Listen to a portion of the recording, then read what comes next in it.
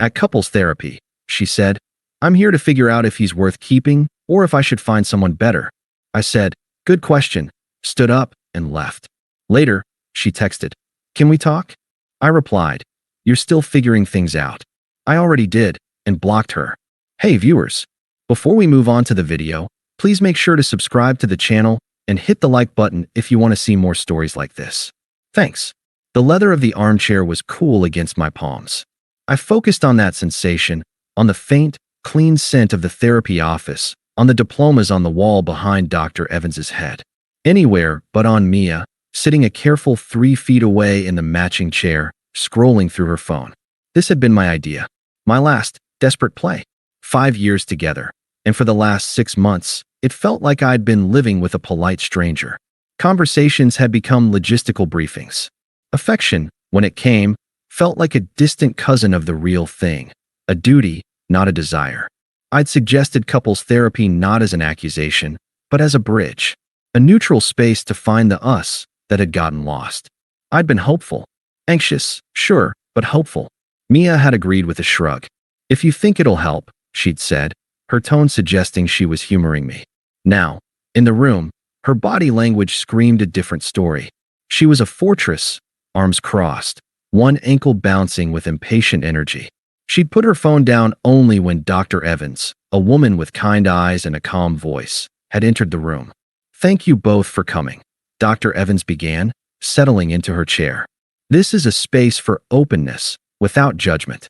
Jake, she said, turning to me, you suggested these sessions. Can you share what you're hoping we can achieve here?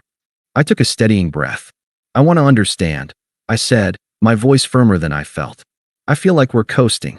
Like roommates who share a bed. I miss the connection. I'm here to learn how to rebuild it, to hear what Mia needs that she's not getting, and to figure out how to be a better partner. It was vulnerable.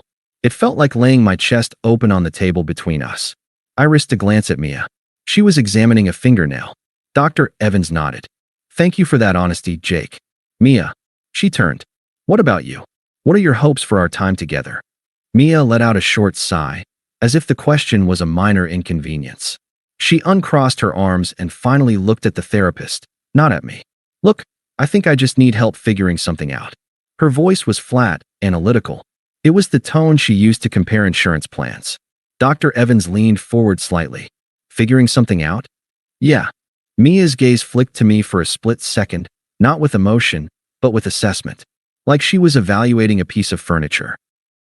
I'm here to figure out if he's worth keeping, or if I should just cut my losses and find someone better.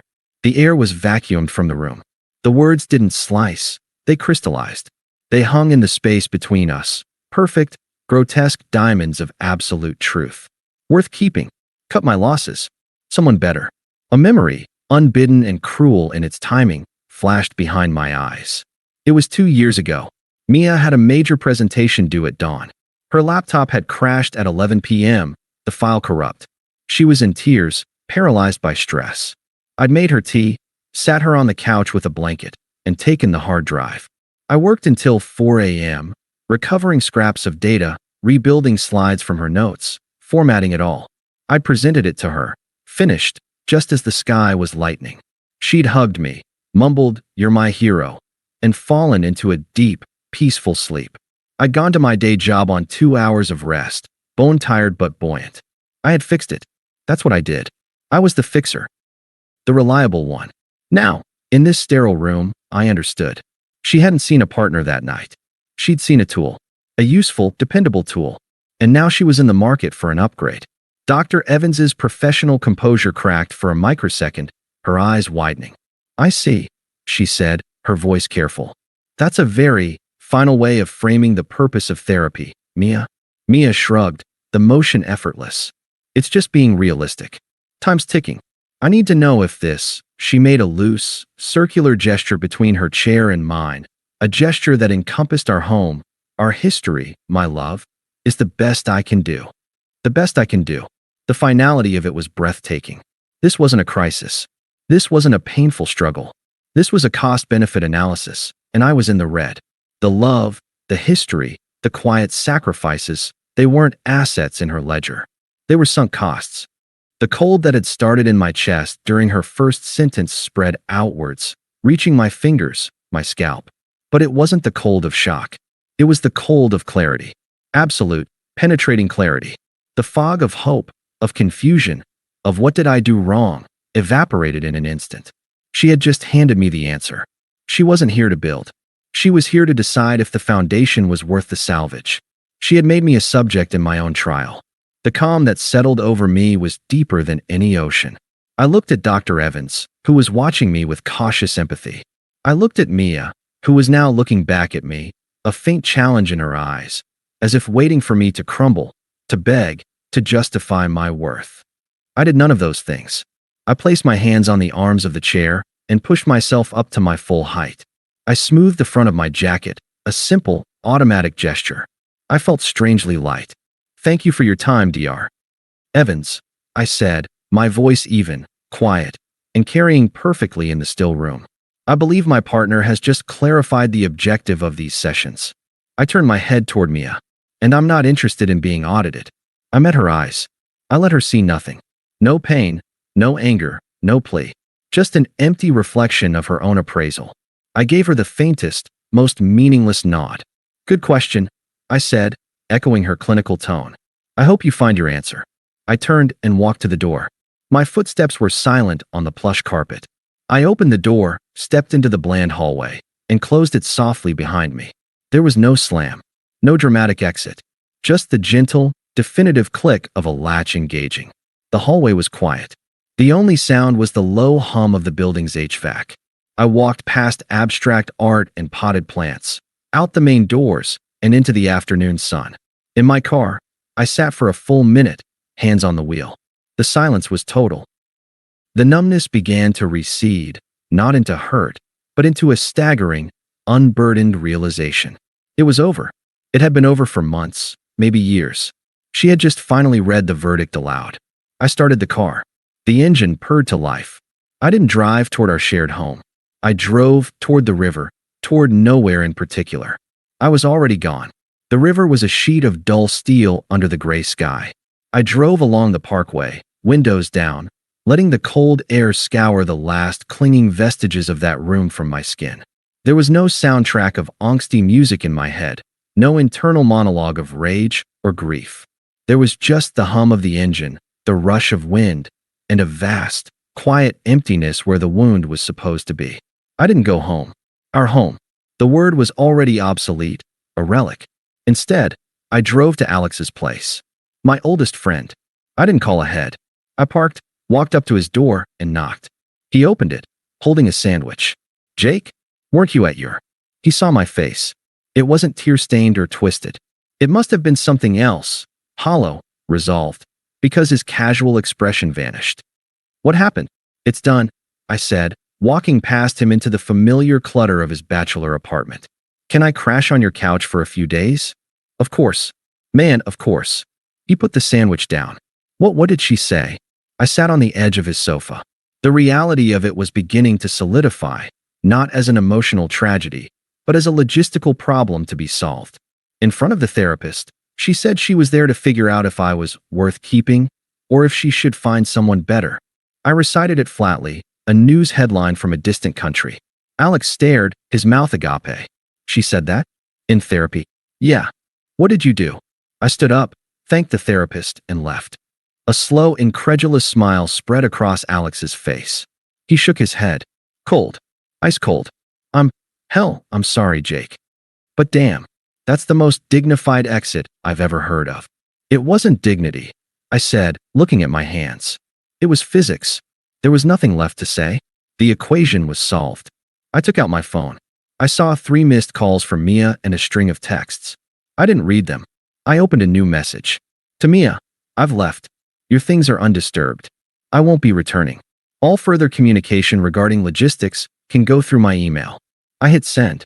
Then I went into my settings, selected her number, and tapped block this caller. The action was clinical, effortless. It felt less like an emotional severance and more like deleting a redundant app. The phone rang immediately. Alex glanced at it. It's her. I know. I watched it go to voicemail. A minute later, it rang again. Then a third time. Then it stopped. The silence that followed was profound. It was the sound of a door closing in a distant wing of a house you've already moved out of. "You're not going to, I don't know, get your stuff?" Scream at her. "Something?" Alex asked, still looking shell-shocked. "No." I stood up. "But I need to go there now. While she's still at the therapist's office, or maybe driving around looking for me. I need a bag. And my documents." The drive back to the house felt like visiting a museum. The museum of my former life. Every landmark. The corner store where we'd buy overpriced ice cream. The park where we'd walked her dog until it passed away last year. Had been stripped of sentiment. They were just coordinates on a map.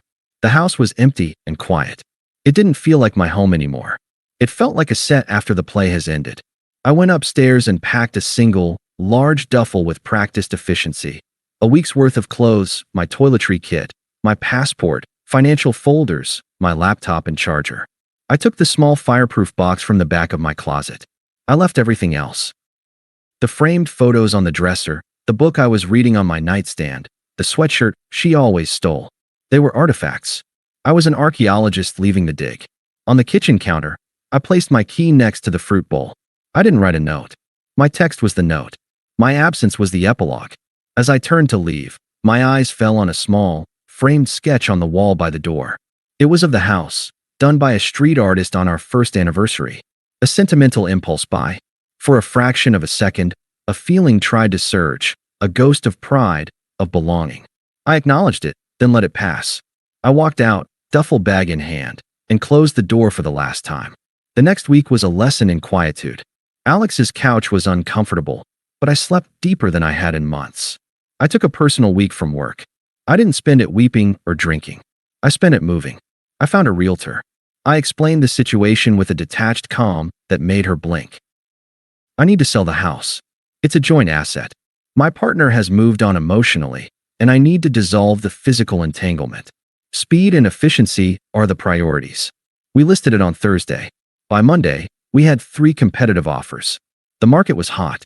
My boring obsession with maintaining the roof and landscaping was about to pay off. I rented a small, modern apartment downtown. It had a view of anonymous buildings and a sliver of sky. It was clean, empty, and mine. I bought a bed, a desk, a chair. That was it. The emptiness was luxurious. I went back to the gym, not to punch away anger, but to reclaim a rhythm my body had forgotten. The burn in my muscles, the metric of progress on a treadmill screen, was honest. It was a problem with a solution. Lift, run, repeat. Improve. I reconnected with friends, one by one. I didn't hold court or trash Mia. When asked, I said the same thing. "It's over." She decided it wasn't working. I agree. My calm unnerved some of them. They were braced for a storm, and I offered them a placid lake. They filled the silence with their own assumptions, which suited me fine.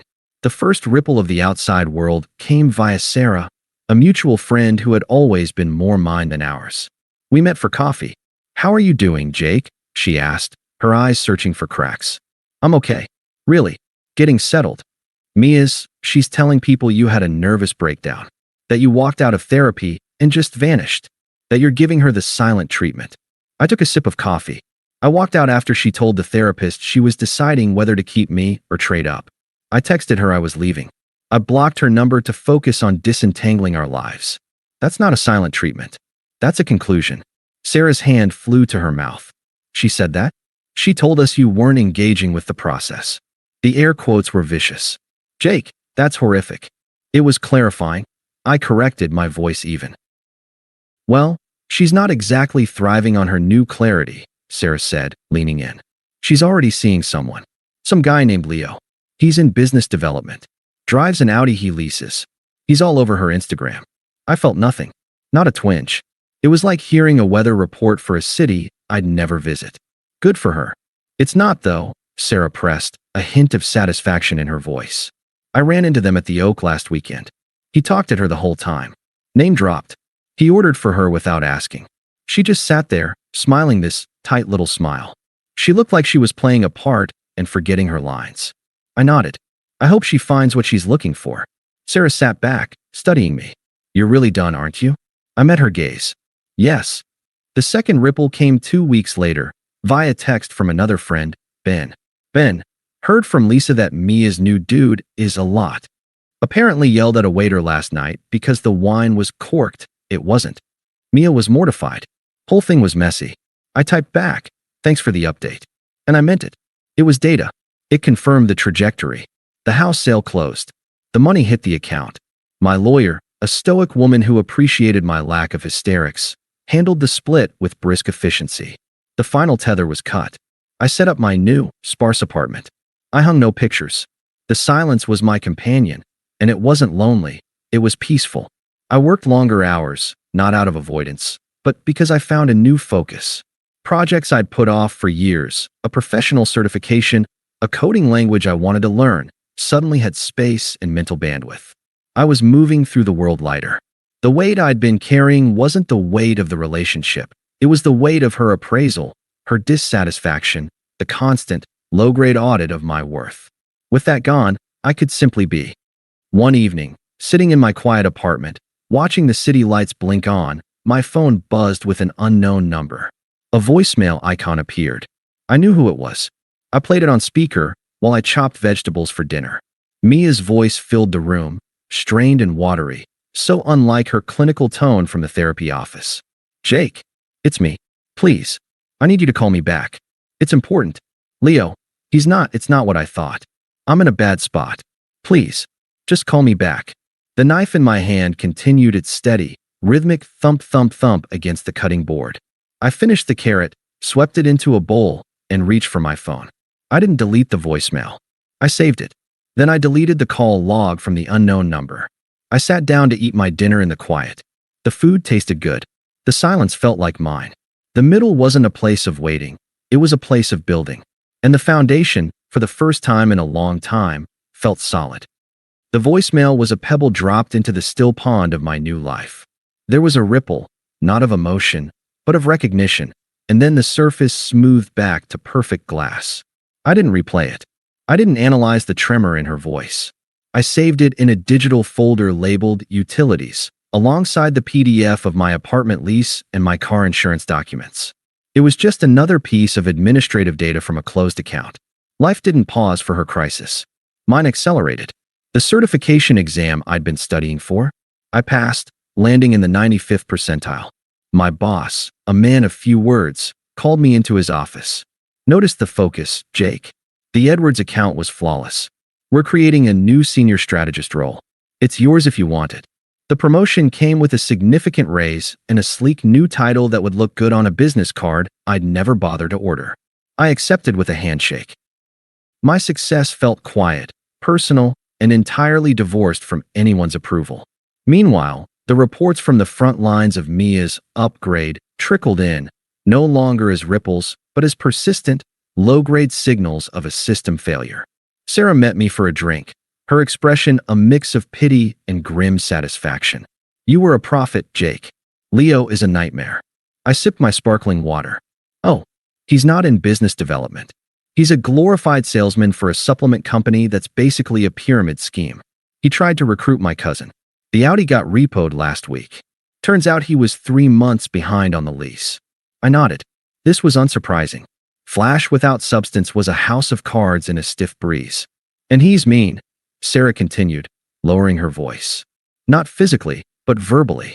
Nitpicks everything about her. Her clothes, her friends, the way she talks. Lisa said Mia withdrew $5,000 from her savings to invest in his business venture last month. The money's gone. Poof. That's unfortunate, I said, the word bland and neutral. Sarah shook her head. Unfortunate? Jake, she's drowning. She looks 10 years older. All her friends are either fed up with her for ditching you and then complaining, or they're scared of Leo. She's totally isolated. It was a perfect, self-inflicted karma. She had sought someone better, defined by flash and audacity, and found a hollow man who mirrored her own worst instincts. Judgmental, transactional, and fundamentally unstable. She had traded a harbor for a leaky dinghy painted to look like a yacht, and was now shocked to find herself taking on water. The second contact attempt came a few days later, again from an unknown number. A text, this time longer, more narrative. Unknown number, Jake. I know you're getting these. Please. I made a mistake. A huge one. Leo is not the man I thought he was. He's controlling, and the money is all gone. What we had was real. I see that now, so clearly. I'm so sorry for what I said in therapy. I was scared of settling, but I was such an idiot. You were my home. Just call me back. Please. We can fix this. I read it once. The language was telling. What we had was real. Past tense. You were my home. Also past tense. But the plea was for a present rescue. She wasn't nostalgic for me. She was desperate for the safety I represented. The life raft. The fixer. The apology was not for the cruelty, but for miscalculating my utility. I highlighted the entire message and tapped delete. No response. The power in silence is that it offers no ledge for the other person to grip. It is a sheer, frictionless wall. Her social media, which I never sought out, but was shown by a bewildered mutual friend, told its own story. The glossy, filtered photos with Leo had stopped. Now it was a barrage of cryptic, angsty quotes about betrayal, self-discovery, and learning the hard way who's really there for you. The comments were sparse. The facade had cracked, and the audience had moved on. The third attempt shifted in tone. Desperation, when met with silence, often curdles into entitlement. It came late on a Tuesday night. A voicemail. Her voice was no longer watery. It was sharp, brittle with fury. Fine. Be a child. Ignore me. But we need to talk for closure. You don't just get to walk away from 5 years without a proper conversation. That's cowardly. I deserve closure, Jake. Call me. Stop hiding. I played it for Alex, who had become my unofficial archivist of the collapse. He snorted into his beer. Closure? She told a therapist she was doing a cost-benefit analysis on your humanity. What's more closed than that? Exactly, I said. Closure wasn't a conversation she needed from me. It was a realization she needed to have about herself. My walking away was the closure. Her demand for a proper conversation was just a last-ditch attempt to re-enter the arena, to force an interaction where she could perhaps manipulate, guilt, or reassert some form of control, to prove she still mattered enough to provoke a reaction. I didn't save this voicemail. I erased it. Her anger was irrelevant noise. The final piece of the karma puzzle clicked into place via a local business news alert I followed.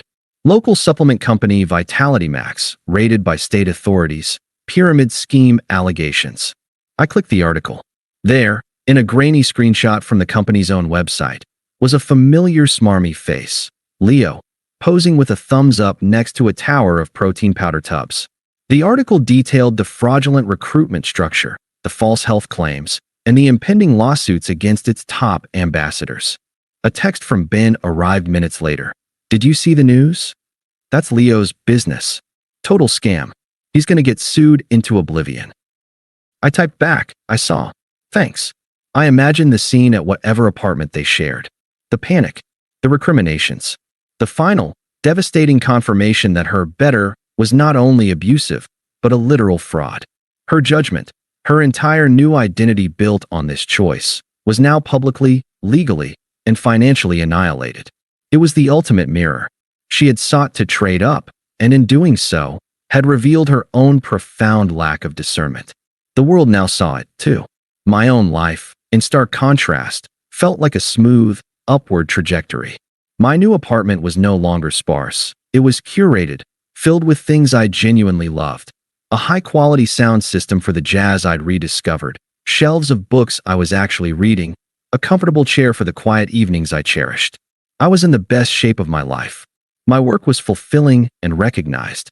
The peace was no longer an absence of noise, but a positive presence. The stage was set.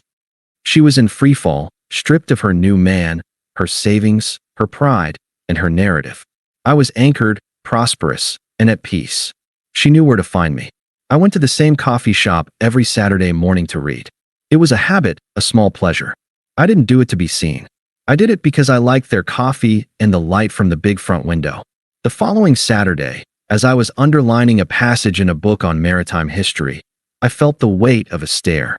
It was a familiar, haunting pressure I hadn't felt in months. I looked up slowly.